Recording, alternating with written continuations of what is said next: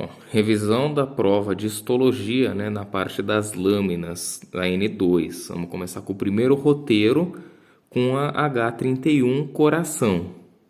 Aí aqui nós temos coração, né, em duas colorações possíveis, a HE e a Mallory. Lembrando que a gente vai falar de dentro para fora. Então, a camada é do endocárdio, aí depois do miocárdio, aí depois do epicárdio. O epicárdio acho que não vai dar nem para ver, até porque na própria aula não aparecia na lâmina, então acho que não vai ser cobrado.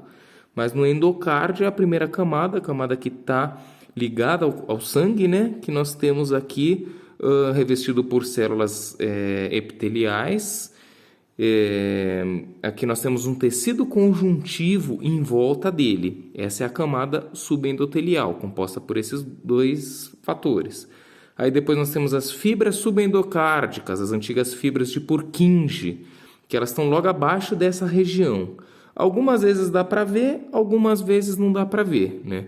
Aqui o que a gente consegue ver elas são células maiores aqui, ó, do que as do miocárdio. Então, aqui as Purkinje, as subendocárdicas, elas são células maiores e vão estar entre os dois, entre o miocárdio e o endocárdio. E aqui o miocárdio, né, que é o músculo cardíaco propriamente dito. Nós temos então células de 1 a 2 núcleos centralizados, elas são estriadas e têm os discos intercalares aqui. Aqui eu já vou tacar 3 de uma vez só, né?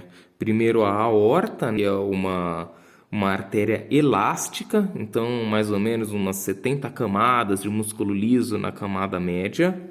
Aqui no meio uma artéria muscular, ela tem um pouquinho menos de camadas de músculo liso na túnica média. E à direita aqui uma veia. Então basicamente a grande diferença entre as duas é que as artérias vão ter uma túnica média muito maior do que a adventícia.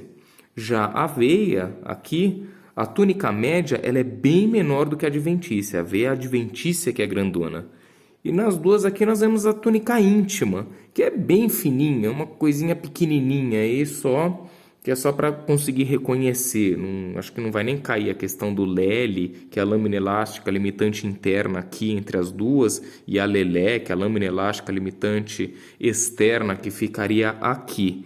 Então, acho que é basicamente essa diferença de tamanhos. Lembrando que tem também o vasa vasorum, que são aqueles vasinhos que nutrem essa região, né, que estão sempre na túnica adventícia. Aqui um músculo liso, né? Para lembrar que nessa região aqui do intestino, normalmente vai ter camada de músculo liso nas duas posições. Uma que estaria em pé e uma deitado. Ó, dá para ver aqui que elas estão lado a lado. Como teve um corte transversal, as que estavam em pé, a gente só vai conseguir ver ela um pontinho. Já essas daqui que estavam deitadas vai dar para ver certinho que elas têm formato fusiforme. O próprio núcleo único, sem estriações, também tem um formato fusiforme. Já no linfonodo e o vaso linfático, a última parte aqui desse roteiro, então nós temos aqui no linfonodo, ele é coberto por uma cápsula de tecido conjuntivo denso não modelado. Aí nós temos um espacinho, né, entre a cápsula, mas o que importa está aqui. Ele tem uma região cortical e uma região medular. A região cortical ela é dividida em duas partes. Ela tem a cortical superficial, onde nós conseguimos encontrar aqui, olha, os nódulos linfáticos, né, que eles só estão na cortical superficial.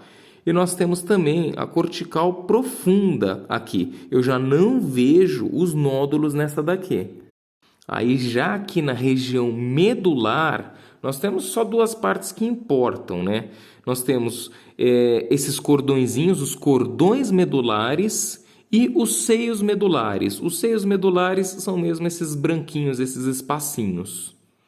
Lembrando que aqui na camada, na região medular, na região cortical profunda, dá para ver os linfócitos.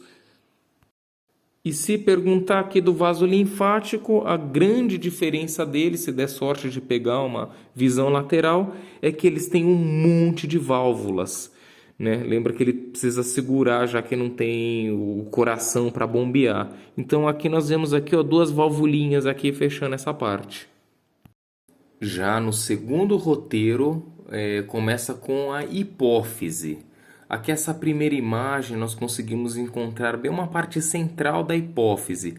Aqui à direita nós temos a adenipófise e à esquerda a neurohipófise. Lembrando que ela em toda é recoberta por uma cápsula, né? Já na neurohipófise é bom lembrar que são neurônios, então nós não vamos encontrar os núcleos deles. Mas o que nós vamos encontrar? Núcleos daquela célula da glia que fica em volta deles, que são os pituicitos. E aqui, bem no interior, entre a adenipófise e a neurohipófise, nós temos esse folículo que no interior tem coloide. Então aqui que vai separar as partes. Já aqui à direita nós vamos para a adenipófise. Aqui nós conseguimos enxergar um monte de células, né? Temos as cromófobas, que ficam branquinhas aqui em volta, e as cromófilas. Aí lembrar, né? Essas mais vermelhinhas, marrons, são as acidófalas, que acidófila acastanhada. Já as bromófilas, B de blue, então são essas mais azuisinhas aqui com citoplasma mais azul. São as bromófilas. Já aqui temos o pâncreas. Aqui a única coisa que interessa é essa regiãozinha aqui que é mais esbranquiçada em volta, que são as ilhotas de Langerhans. São elas que produzem os hormônios endócrinos do pâncreas. Não dá para identificar qual que é célula alfa, qual que é célula beta, nada. Então é só saber. A única coisa que vai perguntar são as ilhotas de Langerhans ou ilhotas pancreáticas. Já na adrenal acaba sendo até simples, porque é um que tem 4 partes. Aqui nós conseguimos ver aqui a primeira parte de cima, a camada glomerulosa, que ela, se a gente for criativo, consegue ver que está formando uma forma de caracol, né? Aí aqui no meio a fasciculada, que é a parte que são em linha, praticamente esses cordões estão em linha. E aqui embaixo reticulada, que não tem uma formação específica, né? É só lembrar que está depois da fasciculada, não tem erro. E aí depois aqui nós temos também aqui embaixo a parte da medula, que produz adrenalina e noradrenalina, mas não vai perguntar, não importa isso, só lembrar as partes. Já a tireoide, é só lembrar disso daqui, que eu coloquei a tireoide de um lado e a paratireoide do outro. A única em forma vesicular, né, que nós temos até agora foi a tireoide. Então, se vê esse negócio cheio de vesículas aqui, folículos e vesículas com coloide, é tireoide. E aqui do lado nós temos a paratireoide, que é cordonal. Então, se mostrar essa imagem aí, elas lado a lado, dá para saber que é tireoide e paratireoide, é só ver para onde vai apontar a setinha. Lembrando só que aqui na tireoide, na parte das vesículas, e em volta desses folículos que formam as vesículas, nós temos aqui as células em volta dela. São células cúbicas, né? Que são tireócitos. Já depois deles, aqui temos aquela célula C. Já na ossificação intramembranosa, nós enxergamos aqui a trabécula, essa região, né, que é a parte que já está cheia de matriz óssea. Aí temos núcleos de osteócitos, né, normalmente dentro dessa trabécula, com as lacunas que dá para enxergar, esses buraquinhos em volta. E na periferia tem osteoblastos, e aqui na periferia nós temos os osteoblastos, né, que estão formando a matriz. E se encontrar aqui alguma coisa grandona, cheia de núcleos, aí nós sabemos que são os osteoclastos. Já aqui na ossificação endocondral, nós temos várias zonas, são 4 zonas diferentes. A primeira, cartilagem em repouso. Nós sabemos que tem alguns condrócitos aí, de todos os lados, né? Já na segunda zona, é a zona de cartilagem seriada. Aqui tem grupos isogênicos, dá para ver vários grupos isogênicos. Já na terceira parte é a zona de cartilagem já hipertrófica. Nela encontramos muitos grupos isogênicos e alguns até em branco, lá, que já perderam o núcleo, já morreu a célula.